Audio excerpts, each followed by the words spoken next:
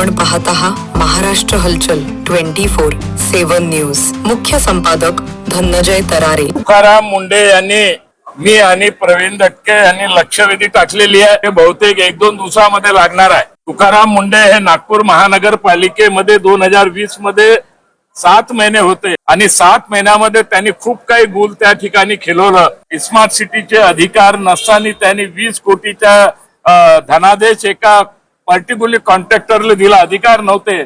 त्यावेळेचे महापौर संदीप जोशी जे आजचे विधान परिषदेचे सदस्य आहे आणि संदीप जाधव यांनी सदर पोलीस स्टेशन मध्ये तक्रार दाखल केली। त्यावेळेच्या स्मार्ट सिटीच्या महिला 2 अधिकाऱ्यांनी त्यांच्या कॅबिन मध्ये बोलवून शिवीगाळी करणं, टॉर्चर करणं महाराष्ट्राच्या इतिहासामध्ये ही पहिली घटना आहे का तुकाराम मुंडेच्या विरोधात एका IAS अधिकाऱ्याच्या विरोधात सदर पोलीस स्टेशन मध्ये त्या 2 महिलेने तक्रार दाखल केली।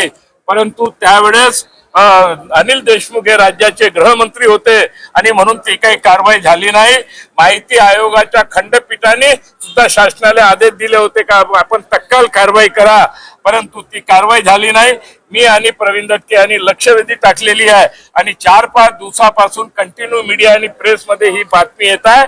आणि काल जेव्हा मी विधानसभेमध्ये आलो त्यावेळेस तुकाराम मुंडेच्या इशाऱ्यावर त्यांच्या 2 समर्थकांनी मला काल फोन केला, धमकी दिली का तुम्ही तुकाराम मुंडेच्या विषयी बोलू नका, नाहीतर त्याचे गंभीर परिणाम होईल।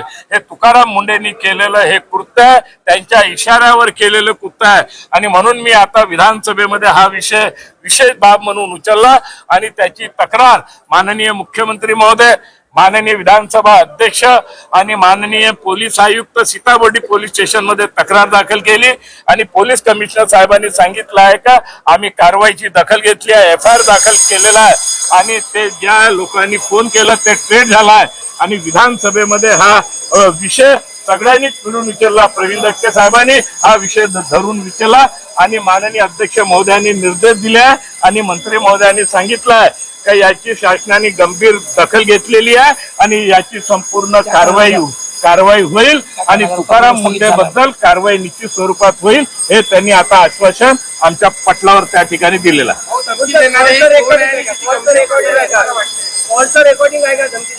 धमकी देण्याच्या मोबाईलवर काल आलं होतं, 2 मोबाईलवर माझ्या त्याच्या धमक्या आल्या।